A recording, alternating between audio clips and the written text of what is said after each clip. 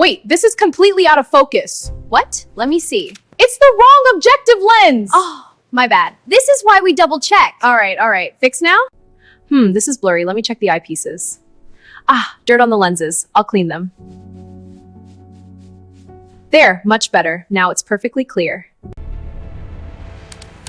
Oh, coarse focus guy. What just happened? It just slammed down. Is the slide okay? Whew, that was intense. At 100x, we observe without oil to avoid artifacts. Focus carefully for a clear, dry image. This dry technique gives us precise results. Clean and ready for the next sample. Yes, the results are promising. The new sample looks stable under the microscope. I'm adjusting the focus now. The cellular structures are clearly visible. Great, I'll document these observations. Talk soon. Okay, stage 6, here we go. Whoa, that's way too fast. Oh no, did I break it? You have to go slower. Right, slow and steady. Let's flip this slide and see if the orientation reveals more. Rotating it now for the other side. Yes, that's clearer. The structure is more defined this way. 8. Cleaning with shirt. Carefully retrieve a new lens tissue.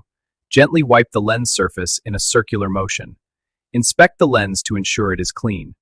Hey everyone, look what I just found in the wrong storage area. This sample is exactly what we needed. Let's get it under the microscope.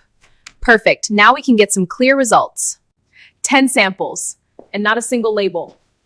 This is a disaster! How am I supposed to know which is which? I can't on any test like this. The image is too dark. The diaphragm must be off. Adjusting the diaphragm now. There, the lighting is balanced now.